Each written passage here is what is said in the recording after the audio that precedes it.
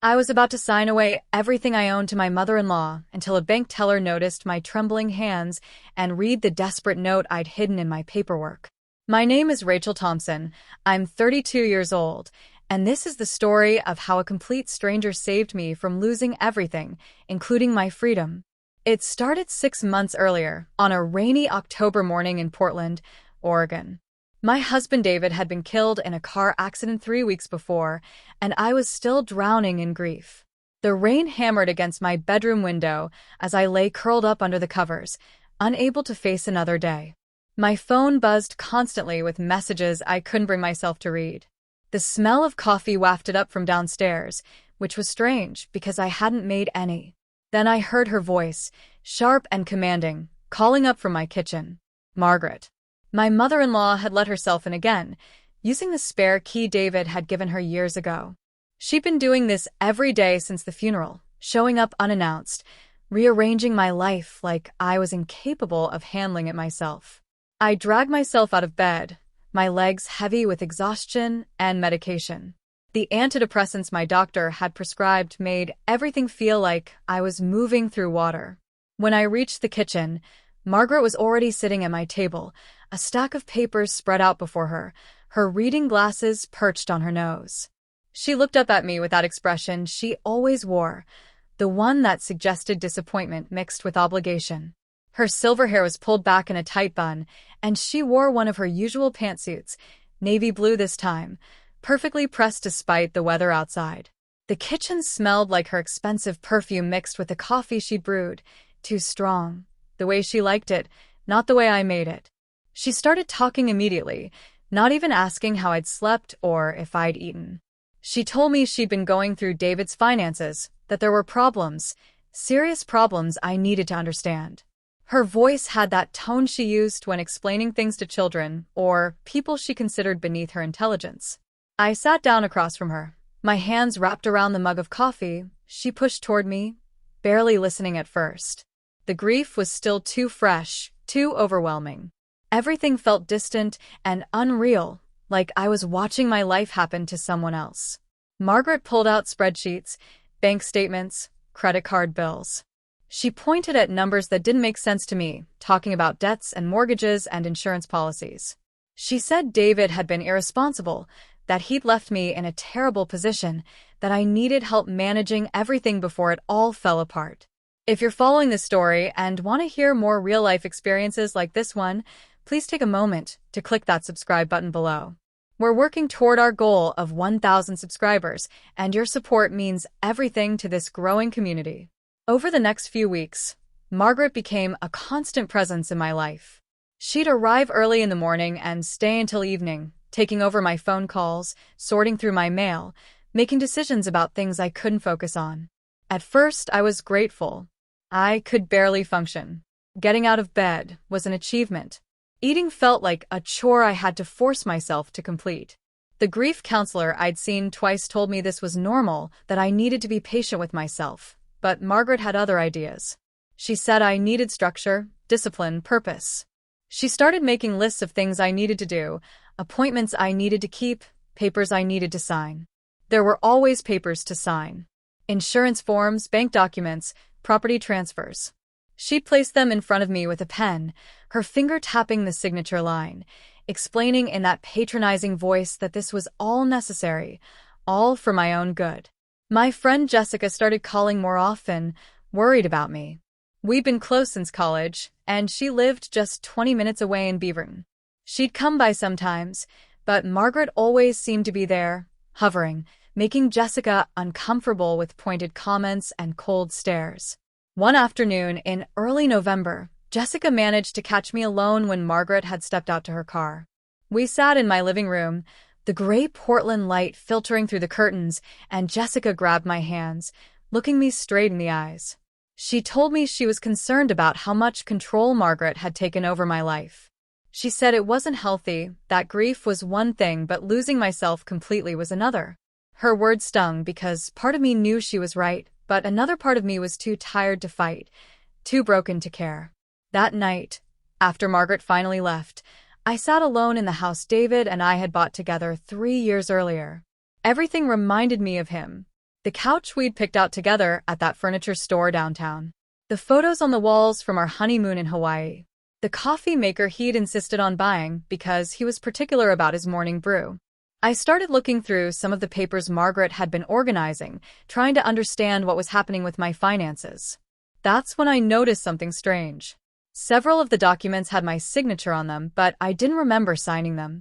The handwriting looked like mine, but the dates were from weeks when I'd been so heavily medicated I could barely remember my own name. A cold feeling settled in my stomach, something beyond grief, something closer to fear. I started paying more attention after that, forcing myself through the fog of grief and medication to actually read what Margaret was putting in front of me. She'd been having me sign power of attorney documents, transfer forms, changes to David's life insurance beneficiaries. Everything was being shifted, reorganized, redirected. When I asked her about it, she smiled that tight smile and explained it was all part of estate planning, protecting assets, making sure everything was handled properly. She used complicated legal terms and financial jargon that made my head spin. She reminded me that she'd worked in banking for 30 years before retiring, that she knew what she was doing, that I needed to trust her because she only wanted what was best for me and for David's memory. Your subscription really helps channels like this reach more people who need to hear these stories, so if you haven't clicked that subscribe button yet, please do it now. It's free. It takes just a second, and it makes a huge difference in helping us reach our goal of 1,000 subscribers. December arrived with early darkness and relentless rain. Margaret announced that we needed to go to the bank together to finalize some important paperwork. She said there were accounts that needed to be consolidated, beneficiary forms that required notarization, trust documents that had to be filed properly. She scheduled the appointment for a Thursday afternoon at a Wells Fargo branch in downtown Portland, near Pioneer Courthouse Square. I agreed because, by this point, I'd learned that disagreeing with Margaret only made things harder. She'd wear me down with arguments and repetition until I gave in anyway. It was easier to just go along, to let her handle everything, to sink back into the numbness that felt safer than fighting. The night before the bank appointment, I couldn't sleep. Something felt wrong, deeply wrong, but I couldn't articulate what it was. I got up around 2 in the morning and went to David's home office, a small room we'd converted from a spare bedroom. His computer was still there, his desk exactly as he'd left it. I'd barely been able to enter this room since his death. It hurt too much, smelled too much like him, contained too many memories. But that night, driven by instinct I didn't fully understand, I started going through his files. I found his financial records, his bank statements, his investment accounts. Nothing looked like what Margaret had been telling me. There were no massive debts, no financial crisis, no looming catastrophe. David had been careful with money, probably too careful sometimes. We had savings, equity in the house, retirement accounts that were healthy. The insurance policy alone was worth $300,000. I printed everything I could find, my hands shaking, my heart pounding in my chest. Then I started comparing these documents to the papers Margaret had been having me sign. The reality hit me like ice water. She'd been systematically transferring everything into her name. The house, the bank accounts, the life insurance, the investment portfolios. Every signature she'd collected from me while I was drowning in grief and medication had been another piece of my life signed away to her. I felt sick, physically sick, and ran to the bathroom to throw up. When I looked at myself in the mirror afterward, I barely recognized the hollow-eyed woman staring back at me. I'd lost 20 pounds I didn't have to lose. My skin was pale and drawn. My hair needed washing. My eyes were empty. I looked like a ghost, which was exactly how I felt. I spent the rest of that night trying to figure out what to do. I couldn't call the police because I'd signed everything willingly, even if I hadn't understood what I was signing. I couldn't call a lawyer because I didn't have money to pay for one, and Margaret had been controlling my access to the accounts. I couldn't tell Jessica because Margaret had gradually isolated me from my friends over the past months, making excuses why I couldn't see them, couldn't talk to them, needed rest instead of visitors. I was trapped, completely and utterly trapped, and the bank appointment the next day was clearly the final step in Margaret's plan. Whatever papers she had me sign there would complete the transfer of everything, leaving me with nothing. I thought about running, just not showing up, but where would I go with no money and no resources?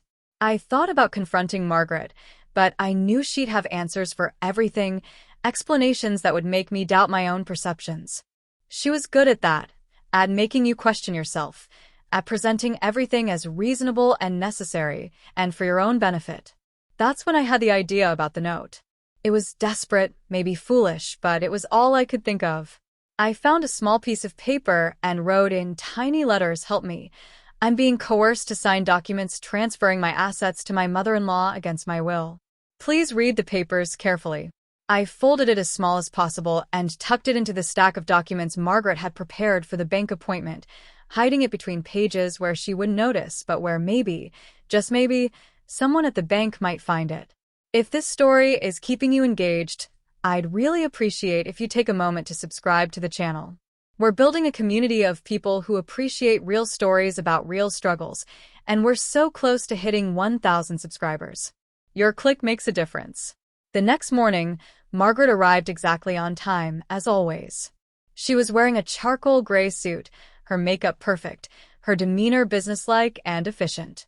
She looked at me with obvious disapproval at my appearance, told me to change into something more presentable, that we couldn't go to the bank with me looking like I'd just rolled out of bed.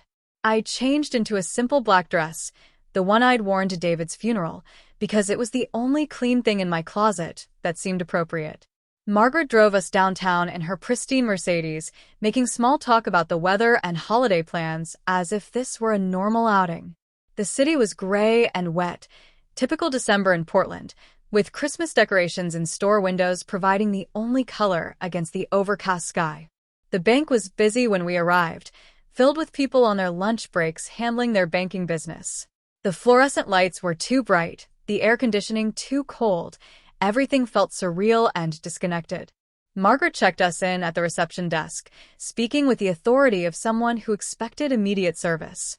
We were directed to wait in the seating area, where Margaret sat with perfect posture, her expensive handbag on her lap, the folder of documents beside her. I sat next to her, my hands trembling, my heart racing, wondering if anyone would find my note, wondering if it would make any difference even if they did. After about 15 minutes, a young woman approached us, introducing herself as Kelly Morrison, a personal banker who would be helping us today. She looked to be in her late 20s, with curly brown hair pulled back in a ponytail, warm brown eyes behind black-framed glasses, and a friendly smile that seemed genuine. She wore a navy blazer over a white blouse, professional but approachable. She led us to her desk in the corner of the bank, near the windows overlooking the street. Margaret immediately took charge, explaining in her authoritative voice that we needed to process some estate documents, update beneficiary information, and transfer some accounts. She spoke as if I wasn't there, as if I was simply a necessary piece in a transaction rather than a person. Kelly listened politely, nodding and taking notes. Then she turned to me and asked if I understood all the documents we'd be signing today, if I had any questions about the process. Her eyes were kind, concerned even, and something about the way she looked at me, really looked at me, not through me like Margaret did, made my throat tighten with emotion. I opened my mouth to speak, but Margaret cut in immediately, explaining that I'd been through a terrible loss, that I was still grieving, that she was helping me manage everything because it was too overwhelming for me to handle alone. Kelly nodded, but I noticed her eyes stayed on me, studying my face, reading something there that made her expression shift subtly. Margaret opened the folder and began laying out documents on Kelly's desk, explaining each one with practiced efficiency. There were account transfer forms, beneficiary change requests, power of attorney confirmations, a deed transfer for the house. Everything was organized, professional, seemingly legitimate. Kelly began reviewing each document carefully, more carefully than seemed typical. She read every line, checked every signature, asked Margaret to clarify certain sections. Margaret answered each question smoothly, with the confidence of someone who'd prepared for every possible inquiry. But I noticed Kelly's frown deepening as she worked through the stack, her fingers pausing on certain pages, her eyes flicking between the documents and me. Then Kelly reached the page where I'd hidden my note. It was tucked between a beneficiary form and an account transfer document, so small it would have been easy to miss. But Kelly was being thorough, and when she separated the pages, the note fell onto her desk. She picked it up, unfolded it, and read it. I watched her face change, saw her eyes widen slightly, saw her jaw tighten. She looked up at me, then at Margaret, then back at the documents. For a moment, nobody spoke. The sounds of the bank continued around us, people talking, keyboards clicking, phones ringing, but at our little corner desk, everything had gone silent. Margaret hadn't seen the note. She was looking at her phone, checking messages, confident that everything was proceeding according to her plan. Kelly carefully, deliberately, folded the note and slipped it into her pocket. Then she cleared her throat and announced that she needed to verify some information with her manager before we could proceed with these transactions. Her voice was steady, professional, revealing nothing. Margaret looked annoyed but nodded, saying she'd wait, that she had time. Kelly stood up, gathered several of the documents, and walked toward the back offices. As she passed me, she made brief eye contact, and in that moment I knew she'd understood that she was going to help me. Please don't forget to subscribe if you're invested in how this story unfolds. Click that button below and help us reach our goal of 1,000 subscribers. It's completely free and it helps more people find stories like this one. Kelly was gone for what felt like hours but was probably only 10 minutes. Margaret started getting impatient, tapping her perfectly manicured nails on the desk, checking her watch, muttering about efficiency and customer service. I sat frozen, barely breathing, terrified that Margaret would somehow figure out what I'd done, that Kelly wouldn't come back, that this desperate gambit would fail and leave me in an even worse position. Finally, Kelly returned, but she wasn't alone. She was accompanied by an older man in a suit who introduced himself as Robert Chin, the branch manager, and a woman in her 40s wearing a security badge who was apparently the bank's fraud prevention specialist. Mr. Chin sat down at Kelly's desk and explained, in a calm but firm voice, that they had some concerns about the documents we were trying to process.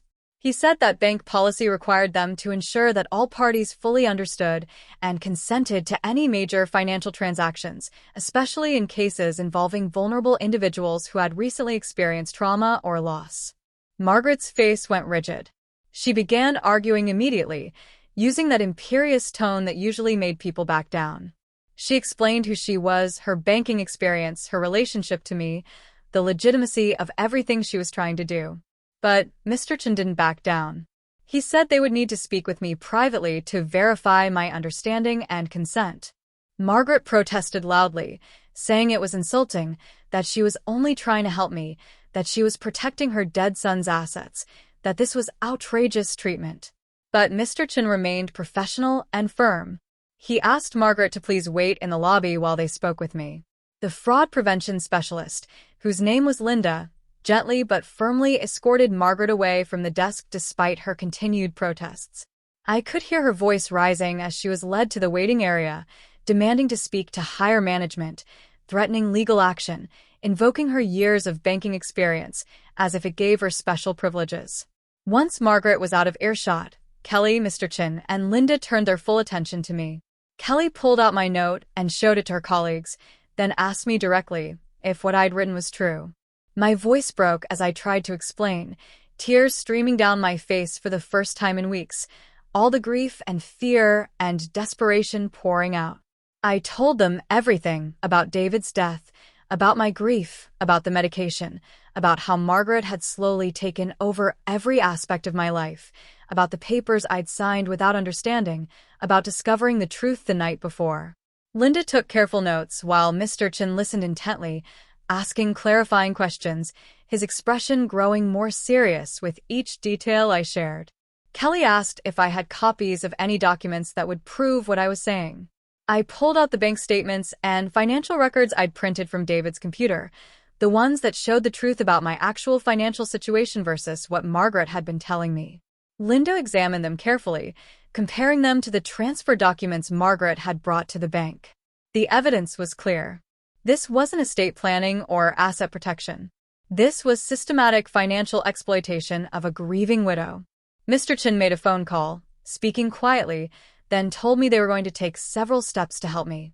First, they were going to refuse to process any of the documents Margaret had brought. Second, they were going to flag my accounts to prevent any unauthorized changes. Third, they were recommending I speak with the police about pressing charges for financial exploitation. The word charges made everything real in a way it hadn't been before. Margaret hadn't just been controlling or manipulative. She'd been committing actual crimes. Linda explained that what Margaret had done constituted financial exploitation of a vulnerable adult, potentially fraud, potentially forgery depending on which signatures I'd actually provided versus which might have been forged. She said these were serious crimes, especially when committed against someone in my situation, someone grieving and medicated and unable to properly protect themselves. She gave me a card for a detective who specialized in elder abuse and financial exploitation cases, saying they handled widows like me too, that I should call as soon as possible. If you're finding value in this story, please take a second to hit that subscribe button. We're working hard to build a community here, and we're aiming for 1,000 subscribers. Your support means everything. Kelly asked if I had somewhere safe to go, somewhere Margaret didn't have access to. I thought of Jessica, my friend who'd been trying to reach me for months. Kelly let me use her phone to call because Margaret had taken mine that morning, saying she needed to make some calls on my behalf. Jessica answered on the second ring, and when she heard my voice, heard me finally asking for help, she started crying too. She said she'd been so worried that she'd almost called the police herself, that she'd come get me right now, immediately, wherever I was. I gave her the bank address, and she said she'd be there in 20 minutes. Mr. Chen went out to speak with Margaret, to inform her that the bank would not be processing her documents and that I would be leaving with a friend rather than with her. I could hear her reaction from across the bank. She was screaming, causing a scene, demanding to speak to corporate, threatening lawsuits, insisting she had every right to help her grieving daughter-in-law. But bank security was there, and they were prepared to escort her out if necessary. Linda stayed with me, asking if I wanted to go out the side entrance to avoid a confrontation. I said yes. I definitely wanted to avoid Margaret right now. I wasn't ready to face her. I was barely holding myself together as it was. Jessica arrived in record time, rushing into the bank with her coat still unbuttoned, her hair windblown from running from the parking lot. When she saw me, she pulled me into a hug so tight I could barely breathe, and I broke down completely, sobbing into her shoulder, all the grief and fear and relief mixing together until I couldn't tell them apart. Kelly helped us gather the documents I needed, the evidence of what Margaret had tried to do, the papers that would help the police build their case. She gave me her direct number and told me to call if I needed anything at all. I thanked her, inadequate words for someone who'd saved my entire life, but she just smiled and said she was glad she could help, that she'd had a feeling something was wrong the moment she saw me. Jessica drove me back to her place in Beaverton, a cozy townhouse she shared with her husband Tom. She immediately started making calls to a lawyer she knew through work, to a therapist who specialized in trauma and grief, to a friend who worked for a domestic violence organization and could provide resources for financial abuse victims. Tom came home early from his job at Intel, took one look at me, and said I could stay with them as long as I needed, that their guest room was mine, that they'd help me through whatever came next. That night, surrounded by people who actually cared about me, eating Jessica's homemade soup, wearing borrowed pajamas because I'd left with nothing, I felt human again for the first time in months. The next few weeks were a blur of police interviews, lawyer consultations, and therapy appointments. The detective Linda had referred me to a patient woman named Detective Sarah Reeves, took my statement, and began investigating Margaret's actions. She explained that financial exploitation cases were complicated, but that I had strong evidence, especially the documents showing the transfers Margaret had attempted, and my testimony about her systematic control and isolation. She said it would take time, that Margaret would likely have lawyers and would fight the charges, but that I had a real case. She encouraged me to get a restraining order, which my lawyer helped me file. The judge granted it after hearing about Margaret's behavior, her control over my life, and the attempted financial exploitation. Margaret violated the restraining order twice in the first week, showing up at Jessica's house, calling repeatedly from different numbers, sending letters claiming she was the victim, that I was mentally unstable, that she'd only been trying to help. Each violation gave the police more ammunition for their case. My lawyer filed emergency motions to freeze any accounts Margaret might have accessed, to reverse any transfers that had already been processed, to protect my assets while the criminal and civil cases moved forward. It turned out several transfers had already gone through in the months before the bank appointment, but my lawyer said we could recover those funds, that Margaret would be forced to return everything she'd taken. The hardest part was dealing with the grief all over again. Fighting Margaret, protecting myself, building a case against her required energy I didn't have. But my therapist, Dr. Michelle Wong, helped me understand that I could grieve David and fight Margaret at the same time, that taking my life back was actually part of my healing process. She helped me work through the complicated emotions I felt about being betrayed by David's mother, about feeling stupid for not seeing what was happening sooner, about the guilt of pursuing charges against my dead husband's mother. Dr. Wong reminded me that Margaret had made her choices, that exploitation was exploitation regardless of family relationships, that protecting myself wasn't betrayal. Make sure you've subscribed to this channel if you haven't already. We're building something special here, a place where real stories like this can be told and heard. Help us reach 1,000 subscribers by clicking that button right now. By February, 3 months after the bank incident, the police had built a solid case against Margaret. They'd uncovered evidence that she'd done something similar to her own mother years earlier, gradually taking control of the elderly woman's finances after her husband died. That case had been settled privately, but the pattern it established was damaging to Margaret's current defense. The district attorney decided to prosecute, charging Margaret with financial exploitation of a vulnerable adult, attempted fraud, and forgery. The preliminary hearing was scheduled for March. I didn't attend that hearing. My lawyer said I didn't have to, that they had enough evidence without me facing Margaret in court yet. But I followed the proceedings through my lawyer's updates. Margaret pleaded not guilty, of course, and her attorney painted me as mentally unstable, as a grieving widow who couldn't remember what she'd consented to, as someone with a drug problem because of my prescribed antidepressants. The judge wasn't buying it, especially after the prosecutor presented the bank's evidence, Kelly's testimony about finding my note, and the documentation of the financial transfers Margaret had systematically arranged. The judge ordered Margaret to return all funds she'd already transferred, approximately $85,000 including insurance money and account transfers, and set a trial date for June.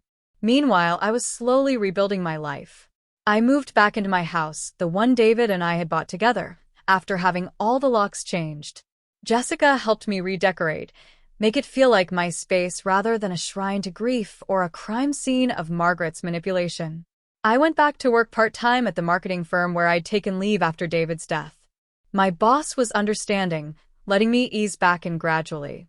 I continued therapy twice a week, worked on reducing my antidepressant dosage under Dr. Wong's supervision, started exercising again, reconnected with friends I'd lost touch with during the months of Margaret's control. Kelly from the bank became an unexpected friend. She called to check on me a few weeks after the incident, and we ended up meeting for coffee. She told me she'd been raised by a narcissistic mother herself, that she'd recognized the patterns in how Margaret interacted with me, that she'd seen similar situations in her banking work before but had never encountered one so blatant or so well documented. She said my note had given her the proof she needed to intervene, that without it, bank policy might have forced her to process the documents despite her concerns. We started meeting regularly, two women who understood different kinds of family trauma, supporting each other through recovery and growth. The trial in June was brutal but necessary. I had to testify, had to sit in the same courtroom as Margaret, had to recount every detail of how she'd exploited my grief for her financial gain. Margaret's lawyer tried to discredit me, questioning my memory, my mental state, suggesting I was making false accusations out of some misguided anger about David's death. But the evidence was overwhelming. The prosecutor presented the timeline of documents, the pattern of transfers, the bank's intervention, Kelly's testimony about my note, the previous incident with Margaret's own mother. The forensic accountant who'd reviewed everything testified that Margaret had been systematically positioning herself to take complete control of approximately $500,000 in assets that legally belonged to me.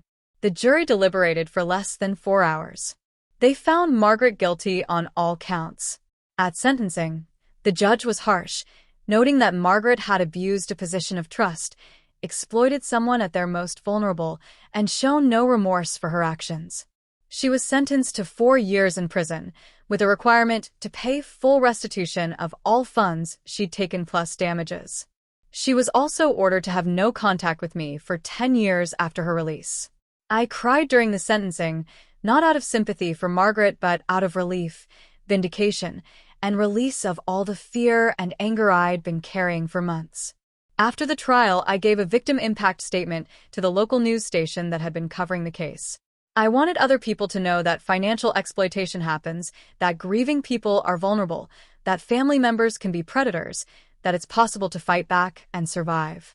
The story ran on the evening news and went viral online. I received hundreds of messages from people sharing their own experiences with financial abuse, thanking me for speaking out, telling me I'd given them courage to report their own situations or seek help. It was overwhelming but also healing, turning my trauma into something that might help others. I'm not going to lie and say, everything is perfect now. I still have hard days when the grief over losing David overwhelms me. I still have moments of anger about what Margaret did, about the months of my life she stole, about the violation of trust that cut even deeper than the financial theft. I still sometimes wake up from nightmares where I'm back in that bank, frozen and helpless, unable to speak or defend myself. But I'm healing. I'm reclaiming my life. I'm learning to trust my own judgment again, to recognize manipulation, to set boundaries, to ask for help when I need it. Before we wrap up this story, I want to remind you one more time to please subscribe to this channel if you found this story meaningful. We're so close to our goal of 1,000 subscribers, and channels like this depend on your support to keep bringing you authentic, important stories like this one. Jessica remains my closest friend, and she and Tom have become like family to me. Kelly and I still meet for coffee monthly, comparing notes on life and healing. I've joined a support group for financial abuse survivors, where I help others navigate the legal and emotional aftermath of exploitation. I've even started dating again, very slowly, very carefully, with Dr. Wong's guidance about recognizing healthy relationships versus manipulative ones. His name is Alex, he's a teacher, and he's patient with my trauma, my boundaries, my need to take things slow. We'll see where it goes.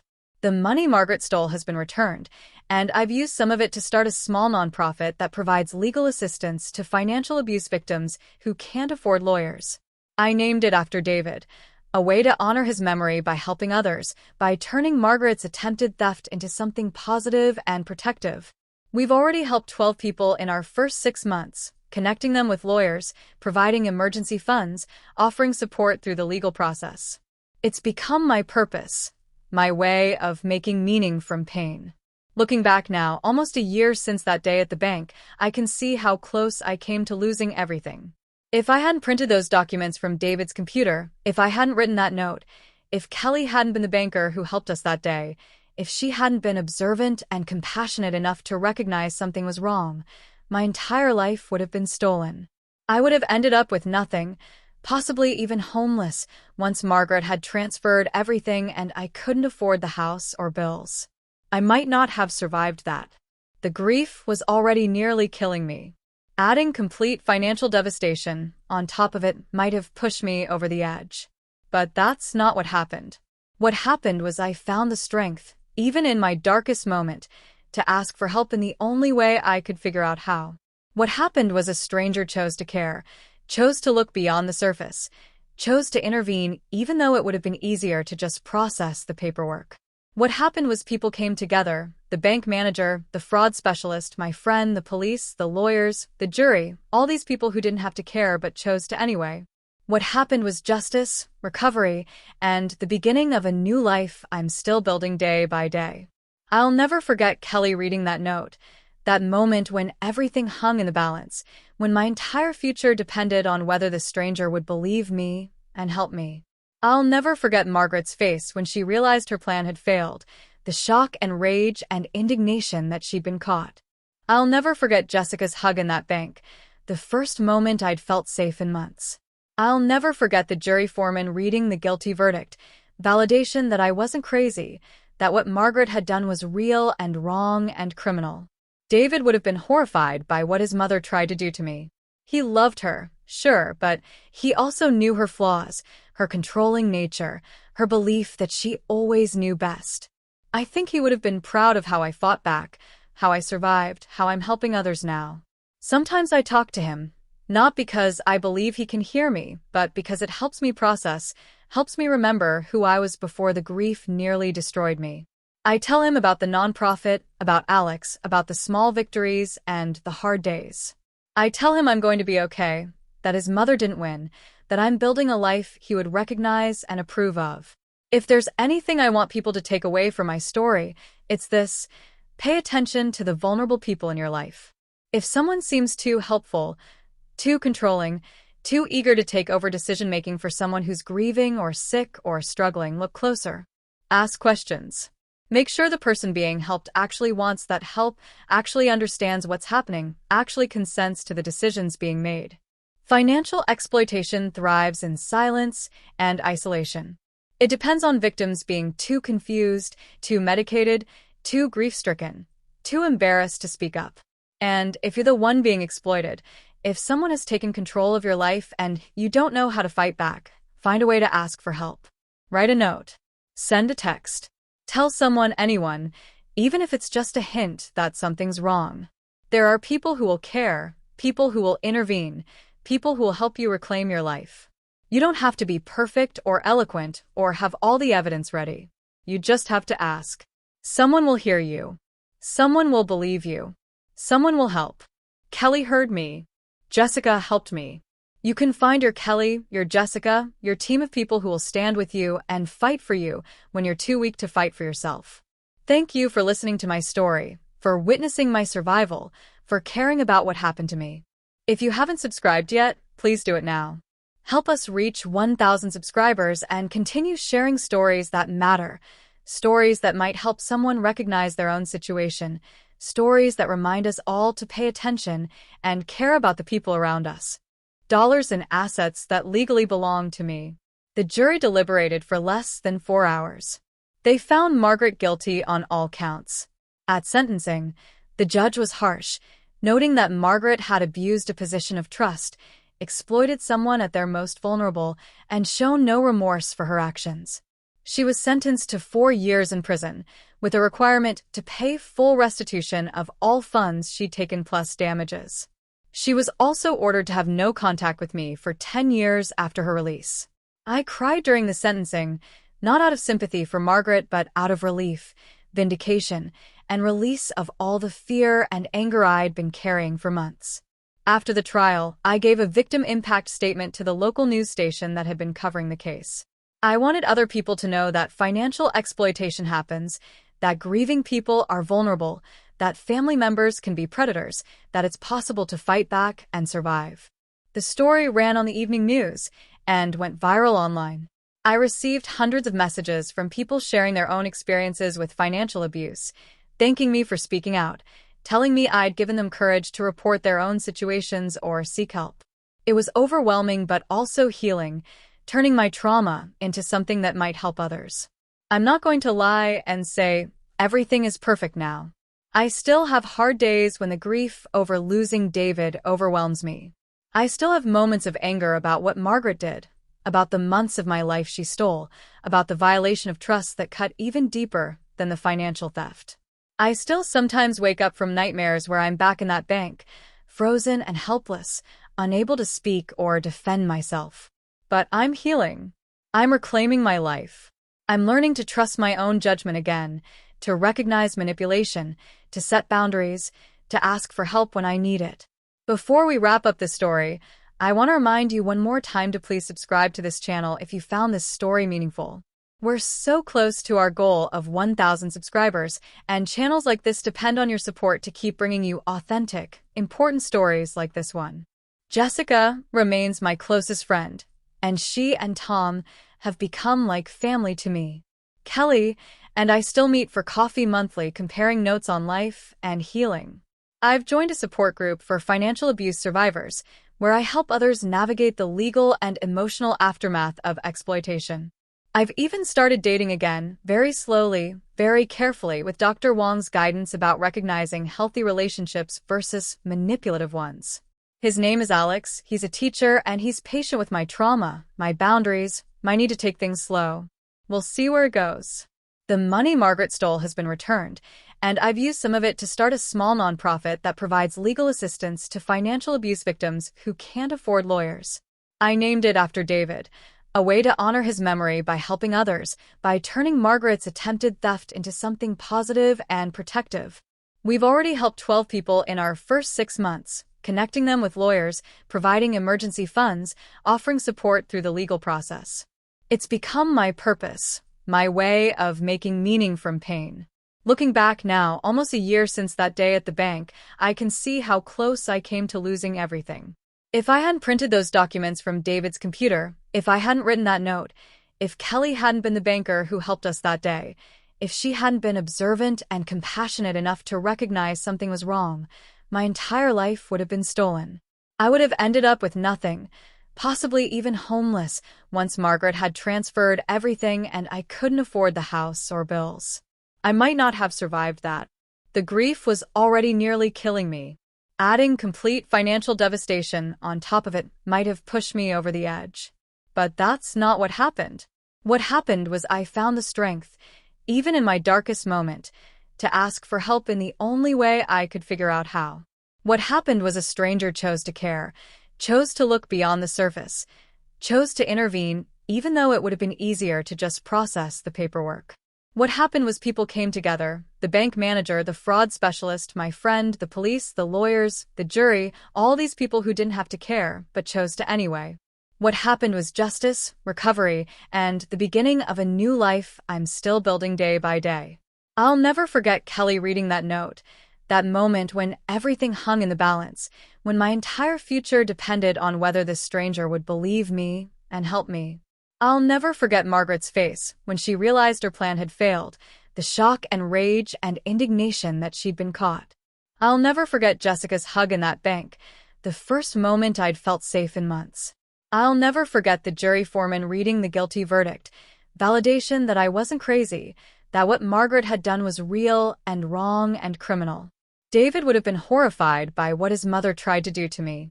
He loved her, sure, but he also knew her flaws, her controlling nature, her belief that she always knew best.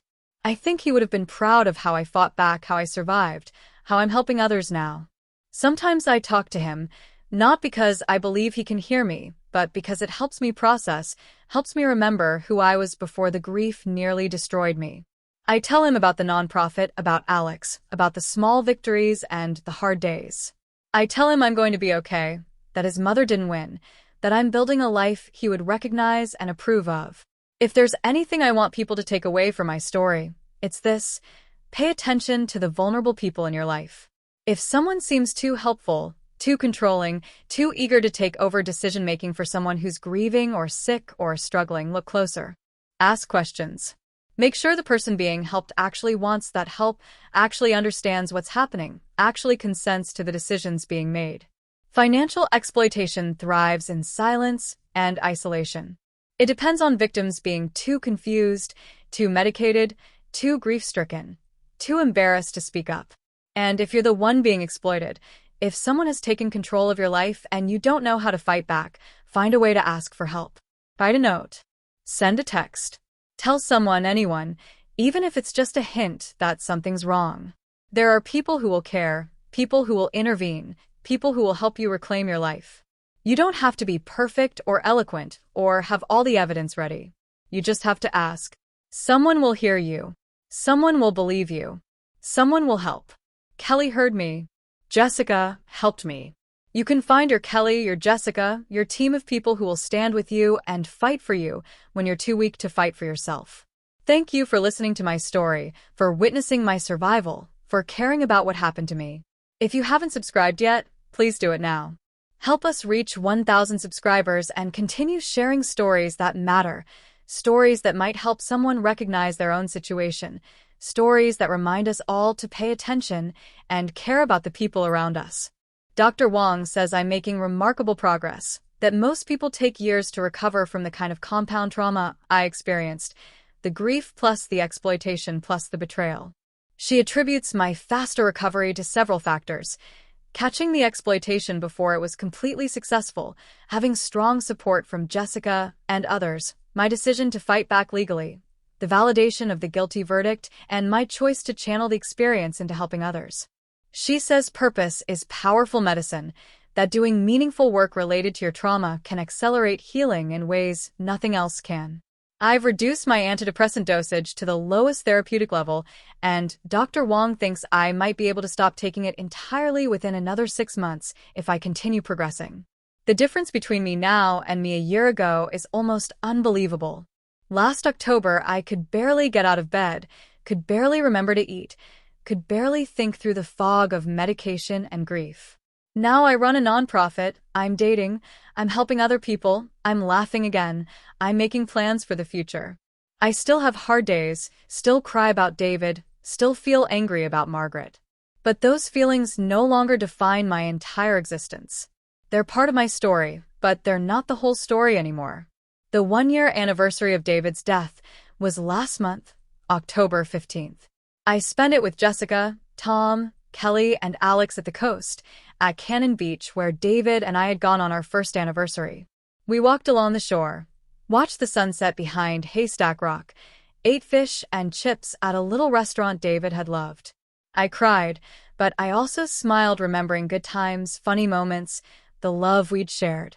It was healing in a way I couldn't have imagined a year ago, being able to hold both the grief and the gratitude simultaneously, missing him while also celebrating that I knew him, that we had those years together, that he was real, and ours was real even though it ended too soon. I left flowers on the beach for David, purple irises that were his favorite. I wrote him a letter telling him about everything that had happened, about Margaret's betrayal and my fight to survive, about the nonprofit and Alex, and how I'm building a life he would recognize even though he's not in it.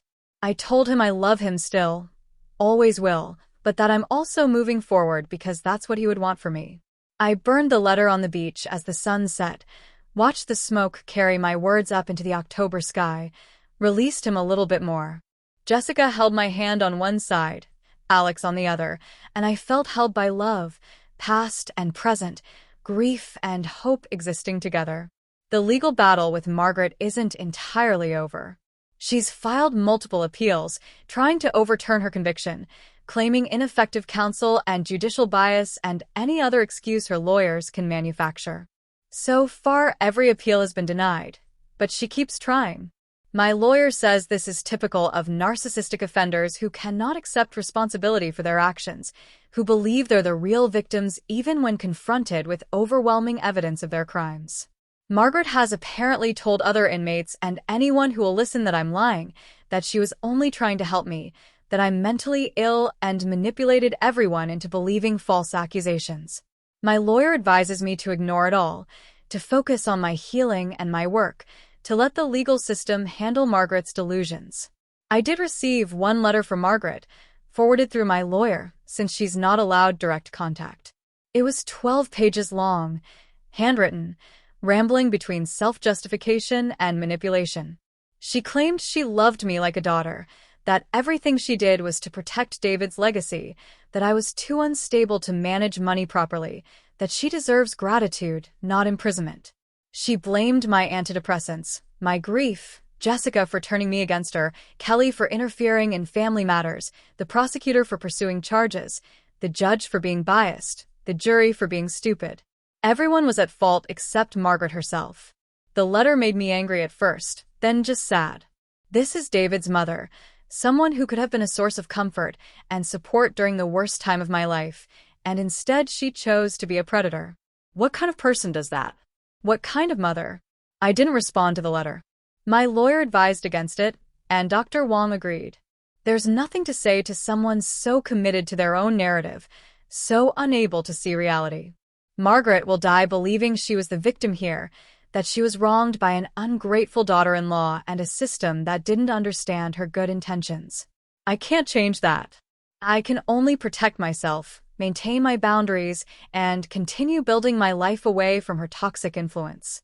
When she's eventually released from prison, the no-contact order will keep her away, and I'll deal with any violations by calling the police immediately. She gets no more chances, no more access, no more opportunities to hurt me. One thing I've learned through all of this is that family isn't defined by blood or marriage. Family is the people who show up when you're drowning, who believe you when you ask for help, who stand by you when fighting back gets messy and hard. Jessica and Tom are my family. Kelly is my family. Dr. Wong, Detective Reeves, my lawyer Sarah Kim, they became family during those months of fighting for my life and my assets. The support group members I meet with weekly were family to each other, bonded by similar traumas and mutual understanding. Alex might become family too, if we continue growing together, but even if we don't work out romantically, he's been kind to me during a vulnerable time, and that matters. David's extended family, his aunts and uncles and cousins, mostly sided with Margaret initially. They couldn't believe she would do something so terrible, thought I must be exaggerating or misunderstanding, suggested I was being cruel to prosecute a grieving mother. But as the evidence came out during the trial, as they saw the documents and heard the testimony, most of them changed their minds. Several have reached out to apologize, to say they should have believed me sooner, to ask if they can maintain a relationship with me despite Margaret's actions. I've accepted some of those olive branches and declined others, depending on how they treated me during the worst of it. I'm not interested in relationships with people who only believed me after a jury convicted Margaret. I needed them before the verdict, and they weren't there. David's best friend Marcus has stayed in touch, though. He never doubted me, told me from the start that he'd seen Margaret's controlling tendencies over the years, that he wasn't surprised she'd escalated to financial exploitation when given the opportunity. Marcus helped me sort through David's personal belongings, the things I couldn't face alone, helped me decide what to keep and what to donate, and what to give to David's family members who'd remained supportive. He also connected me with David's life insurance company when Margaret tried to interfere with that payout too, having forged documents claiming she was the beneficiary. That fraud attempt was part of what sealed her conviction, blatant and documented, and impossible to explain away. If you've been listening to this whole story and haven't subscribed yet, now is the perfect time. Click that subscribe button and help us reach 1,000 subscribers. This channel depends on viewers like you who care about real stories and real people. The house is almost paid off now. David had a mortgage life insurance policy I didn't even know about, and once that paid out, I was able to clear most of the remaining balance. In a few months, it'll be completely mine. No bank involved, no payments, just a home I can keep or sell or rent as I choose. Having that security, that stability, feels crucial after coming so close to losing everything. I understand now how fragile financial security can be, how quickly it can be stripped away by someone with access and bad intentions. I'm much more careful now, vigilant about my accounts, using strong passwords and two-factor authentication, reviewing statements carefully, keeping copies of everything. I've also updated my estate planning with Sarah Kim's help, making sure everything is clearly documented and protected. Jessica is my power of attorney if I'm ever incapacitated, my healthcare proxy, my executor. Everything is spelled out clearly, notarized, filed properly. I've left detailed instructions about my wishes, my assets, my preferences for medical care, and end-of-life decisions. I never want anyone else to be in the position Margaret put me in, vulnerable and exploited and unable to protect themselves. And I never want someone like Margaret to have the opportunity to do to anyone else what she tried to do to me. The nonprofit is planning a fundraiser gala for next spring, our first major public event. We're inviting local politicians, business leaders, media, anyone who might help us expand our reach and resources. I'll be speaking about my experience, telling my story publicly in more detail than I have before. It's scary to think about being that exposed, that vulnerable in front of strangers. But if my story can help secure funding to help more people, if it can raise awareness about financial exploitation, if it can prevent even one person from going through what I went through, it's worth the discomfort. Kelly is helping me prepare for the speech, giving me feedback on drafts, helping me strike the right balance between emotional impact and professional presentation. She says my story is powerful because it's so relatable, because it could happen to anyone, because I was educated and employed and not elderly or disabled, or any of the stereotypical victim profiles people associate with financial exploitation. She says middle-aged widows are actually a huge target demographic for this kind of abuse, but nobody talks about it, nobody warns us, nobody prepares us for the possibility that the people offering help might actually be predators. I've been asked to testify before the state legislature next session on a bill that would strengthen protections for financial exploitation victims, make it easier to prosecute offenders, and require banks to provide more training on recognizing and reporting suspicious transactions. I've agreed to do it, even though public speaking terrifies me, because this matters too much not to. The current laws are inadequate, the penalties too lenient, the burden of proof too high. Victims shouldn't have to prove they were exploited beyond having to document the unauthorized transfers. Offenders shouldn't get probation for stealing life savings. Banks shouldn't be able to process obviously suspicious transactions without asking questions. If this bill passes, it'll be called David's Law, named after my husband, a small way to honor his memory while protecting others. He would have liked that, I think, his name attached to something that helps people, that makes a difference, that creates positive change from tragedy. He was always about making things better, fixing problems, helping where he could. It's fitting that his legacy would include legislation protecting vulnerable people from predators, like his own mother. I've started writing a book about my experience, working with a ghostwriter who specializes in memoir. It's slow going because reliving everything in such detail is emotionally exhausting, but I think it's important. Books reach people's speeches and news stories don't. Tell stories in depth that social media posts can't. Provide resources and context that conversations miss. The book will include not just my story, but also practical information about recognizing financial exploitation, protecting yourself legally, navigating the criminal justice system, and recovering emotionally and financially.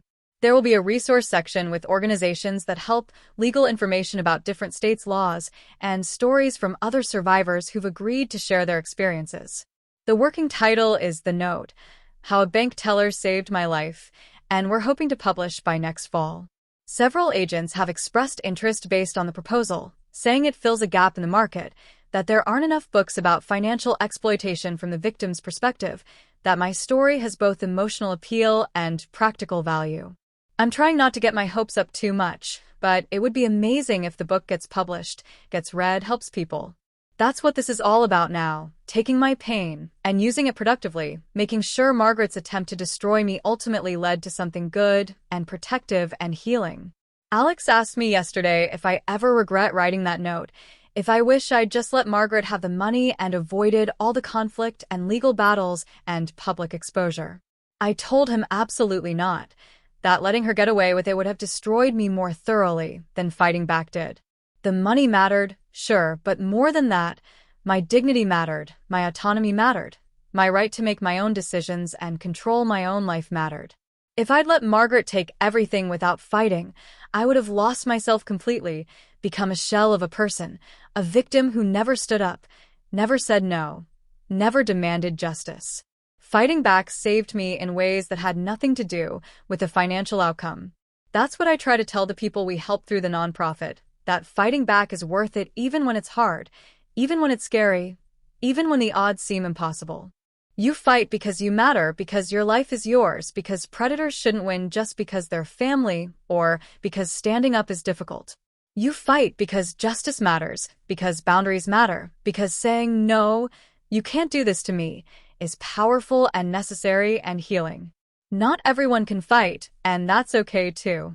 But for those who can, who have the strength and resources and support, fighting back is almost always worth it.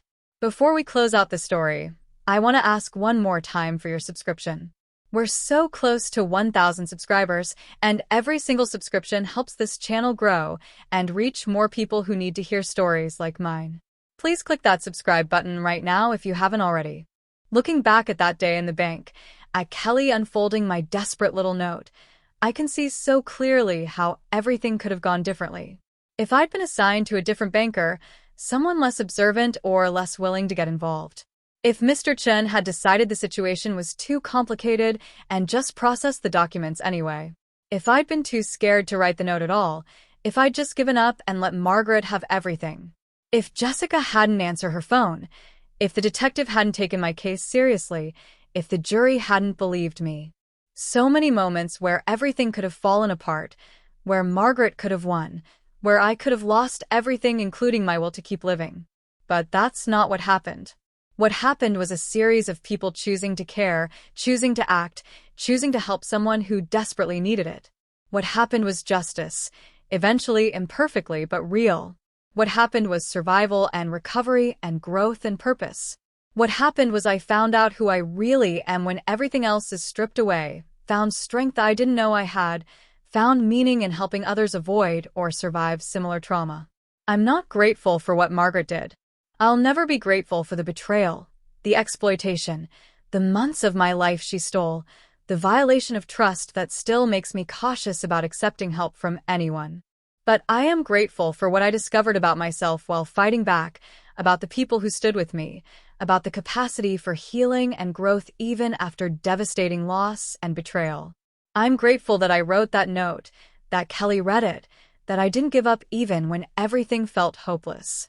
Margaret is where she belongs, in prison, paying at least some price for what she tried to do to me. The money is back in my accounts, protected now, used to help others and build a life I'm proud of. David's memory is honored through the nonprofit and, hopefully, through the legislation that will bear his name.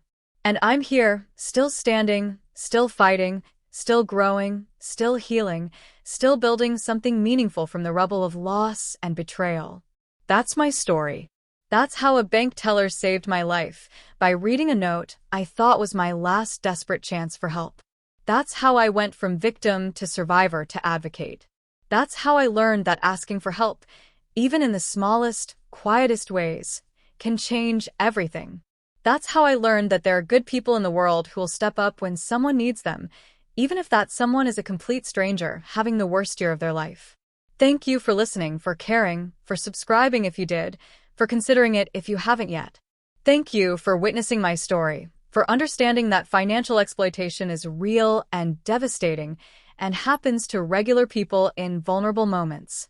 Thank you for whatever you might do to help someone in your own life who might be in a similar situation, for paying attention, for asking questions, for believing victims when they find the courage to speak up. I'm Rachel Thompson, and I survived. That's the most important part. I survived. And now I'm helping others do the same. That's how I win. That's how Margaret loses. That's how meaning gets made from tragedy. That's how one note, read by one observant bank teller, saved not just my life, but potentially dozens of others who've been helped because I live to tell this story and do this work. If you're going through something similar, please ask for help. Write a note. Tell someone. Call the police. Contact a domestic violence or financial abuse hotline. Reach out to organizations like mine. You don't have to have everything figured out or have perfect evidence or be completely certain. You just have to ask. Someone will hear you. Someone will believe you. Someone will help. I promise. She thought my grief made me weak, but that little note proved she was wrong about everything.